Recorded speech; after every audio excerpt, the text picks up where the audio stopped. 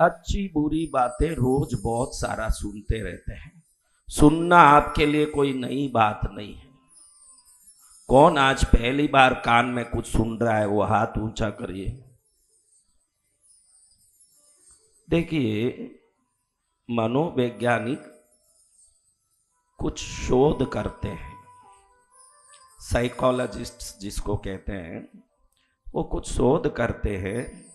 शोध में वो क्या करते हैं, एक आदमी को सुला देते हैं, धीरे से उसको बेहोशी की अवस्था में ले आते हैं, जिसको हिप्नोटाइज करना कहते हैं। हिप्नोटाइज यानी किसी को वशीकृत करना, उसको बेहोश करके उसको वश में करना। धीरे धीरे जैसे ही वो अर्ध निद्रा में जाता है, उस समय में उसको कहते हैं कि अभी हम तुझे तेरे पापों के दंड देने के लिए एक सिगरेट से तुझे जलाने वाले हैं। अब उसकी चेतना पूरी तरह जगी हुई नहीं है। धीरे धीरे उसको कहा जाता है अब निद्रा में जाओ, अब और निद्रा में जाओ, अब प्रगाढ़ निद्रा में जाओ। धीरे धीरे उसको हिप्नोटाइज किया जाता है। अब हिप्नोटाइज करने के बाद अब वो जो प्रगाढ़ निद्रा की अर्ध चेतन अवस्था में रहता है, तब उसको कहा जाता है कि सिगरेट से तुझे जलाया जाएगा क्योंकि तूने बहुत पाप किए हैं। अब वो चिल्लाता है, मुझे मत जलाओ, मुझे बहुत दर्द होगा, मुझे मत जलाना, सिगरेट से मैं सहन नहीं कर पाऊंगा, मुझे छोड़ दो, मुझे छोड़ दो। ऐसे ही उठेगा नहीं, उसको कोई बंधा हुआ नहीं है, कोई बंधन से नहीं बांधा है, और ऐसे आधे नींद में है कि उसी में ऐसे बक बक करता है कि भाई मुझे छोड़ दो, मुझे छोड़ दो, मुझे मत जलाना। अब जो ये हिप्नोटाइज कर रहे हैं वैज्ञानिक लोग, ये इधर ऐसे सिगरेट रखते हैं। जैसे ही रखा, जोर से चिल्लाता, बहुत डर गया, बहुत दर्द हो गया, बहुत परेशानी हो गई, मुझे छोड़ दो, मत करो, आगे मत करो, ऐसे मत करो। अब उठ के देखता है तो वहां सिगरेट के जले हुए कारण चमड़ा जला हुआ दिखता है। अब पूछोगे कि इसमें क्या आश्चर्य है, सिगरेट रखोगे जलते हुए तो किसी का चमड़ा जलना ही है, इसमें क्या महाराज आपने कहानी कौन सी नहीं बता दी। अरे भाइयों, वही तो बहुत बड़ा टर्निंग पॉइंट है कि इन वैज्ञानिकों ने सिगरेट रखा ही नहीं, पेंसिल रखा उसके शरीर पर। क्या रखा? साधारण लकड़ी का पेंसिल रखा और इसका चमड़ा जल गया। अब इसको आप क्या बोलते हो? आप भी इसको देख सकते हो करके, आप भी देख सकते हो आपके ऊपर क्या रखा जा रहा है।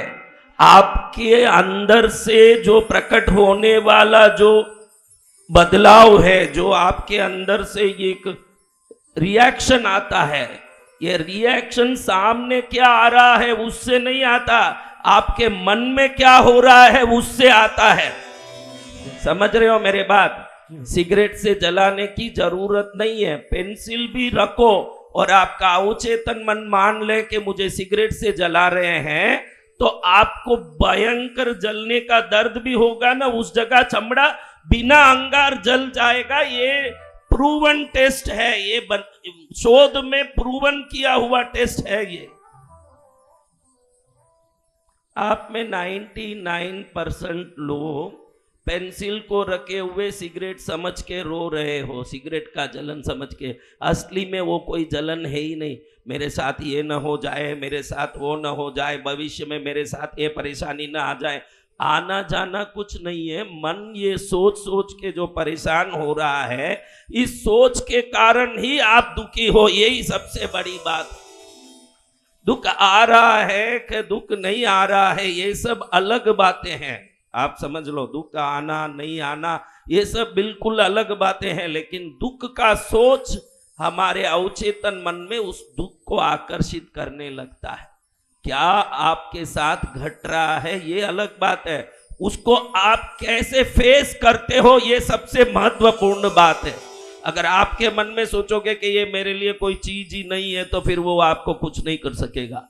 लेकिन तिनका भी हो, ये मेरा गला काट देगा सोचोगे, तो फिर तिनका भी गला काट सकता है, क्योंकि सोच के कारण ही ये होता है।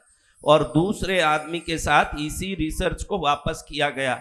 इस बार कहा गया असली जलते सिगरेट को रखते हुए कि तुझे पेंसिल रखेंगे। वो बोल रहा है रखो रखो, क्या फर्क पड़ेगा, पेंसिल ही तो रख रहे हो, क्या हो जाएगा।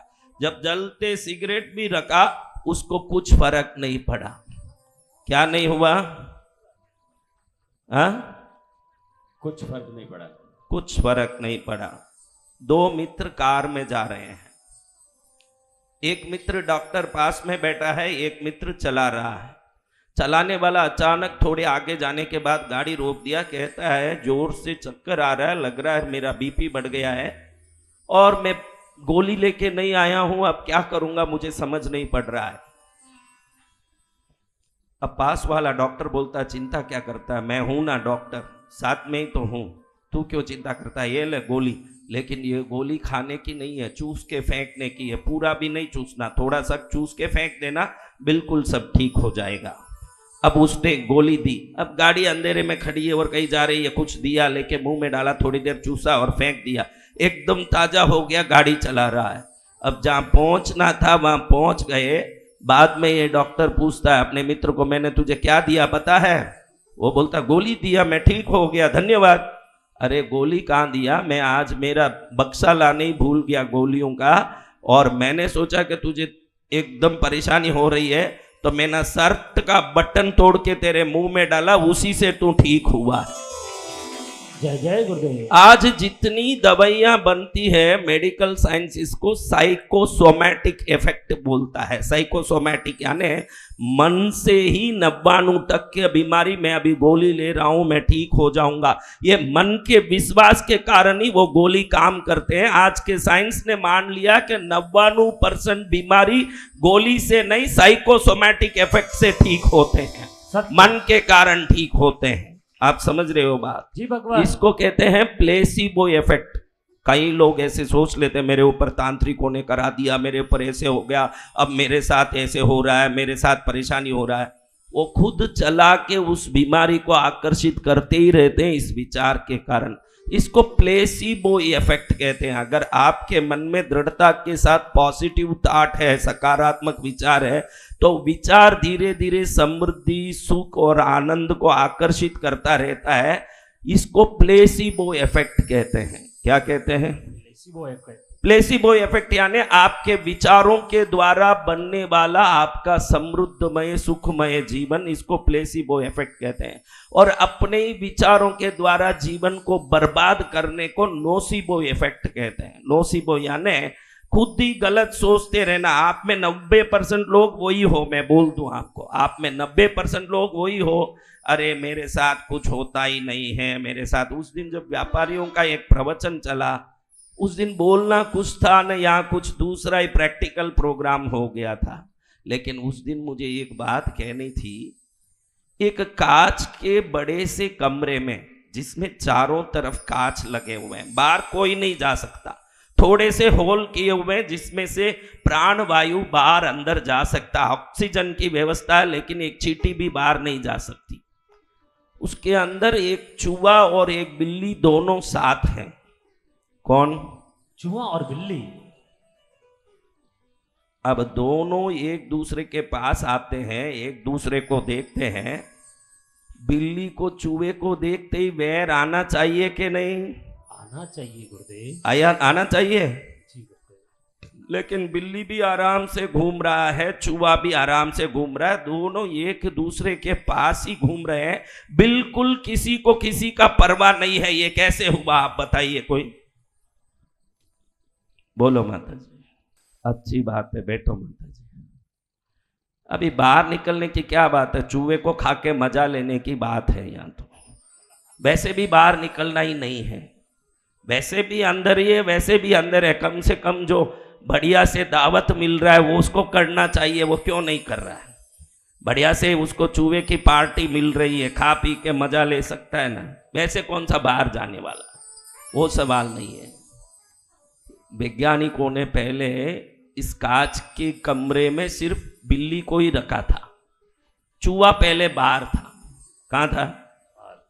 अब ये बिल्ली हरदम बाहर को चूहे को देख देख के उसको खाने के चक्कर में सीधा जाके कांच से टकराता है, लेकिन वो चूहा तो बाहर है।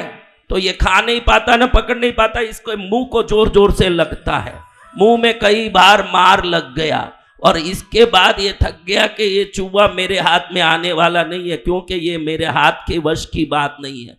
अब एक दिन वैज्ञानिक इस चूहे को अंदर भी छोड़ दें, वो पुराने विचारों को लेके जिस चूहे को पकड़ के मुंह में मार पड़े बहुत सारे और परेशान हुए, इसी चक्कर से अब उस चूहे को पास में देख के भी ये बिल्ली खाने कभी नहीं जाता, ये कभी उसके नजदीक ही नहीं जाता, उसके पास ही नहीं जाता। आप सब वही लोग हो, आपने भी अपने जीवन में कहीं ना कहीं 2 कोशिश 3 कोशिश 4 कोशिश किसी चीज की होती है, मुंह के मार खाए हुए हो। अब वो पास में भी आ जाए तो आप सोचो ये काम मेरे हाथ में आएगा, इसको करने जाऊं तो मेरी मुंह की मार पड़ेगी, आप करते नहीं हो। आपको मालूम नहीं है कि 99 किक मार के जो स्कूटर चालू नहीं होता वो अगले किक में चालू होने तैयारी था ना, हमने छोड़ दिया किक मारना। अब ये चूहा कांच के बक्से में साथ में ही घूम रहा है, अब इसको आदत पड़ गया पहले मार खा के, अब वो हाथ नहीं लगाता। आपके जीवन में कई कटु अनुभव होते हैं जीवन के, वो अनुभव ऐसे होते हैं जिसको करके पैसे का नुकसान हुआ होगा, रिश्ते का नुकसान हुआ होगा, कोई ना कोई बदनाम हुआ होगा, कुछ ना कुछ हुआ होगा आपके साथ। अब आपको लगता है कि उस दिन दूध पिया तो मुंह जल गया, अब दूध नहीं पीना चाहिए।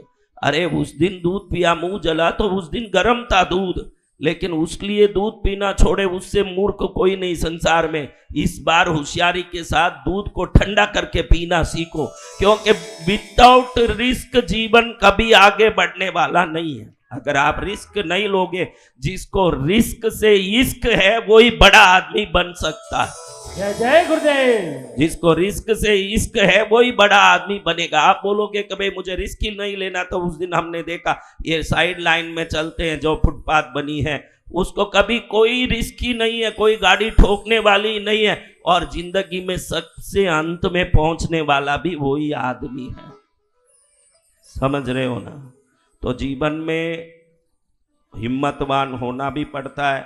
हम जैसों की कथाओं को सुन के आखिर में ये समझ लेना, ये कथाएं किसी गणेश की महिमा नहीं है, ये कथा किसी भगवान की शक्ति नहीं है, ये कथाएं हम में विश्वास जगाने के एक नींव और बीज है। ये कथाएं एक किसी गणेश को राजी करने की बात नहीं है। ये सनातन परंपरा किसी देवों का मात्र महिमा मंडन करने से समाप्त नहीं हो जाते। ये सनातन परंपरा की व्यवस्था है। यहाँ हम लोग उन कथाओं के माध्यम से हमारे अंदर रहे हुए नकारात्मक ऊर्जा को समाप्त करने की कोशिश करते हैं। हम सोचते हैं कि गणेश जी अगर ये राक्षस को मार सकते हैं, अनलासुर को मार सकते हैं, तो क्या हम हमारे जीवन में आए हुए आपत्ति विपदाओं से क्या निपट नहीं सकते? ये जब हिम्मत आएगा तो ये 11 दिन सुने हुए कथा की कोई ना कोई इज्जत है, वरना कोई फायदा नहीं।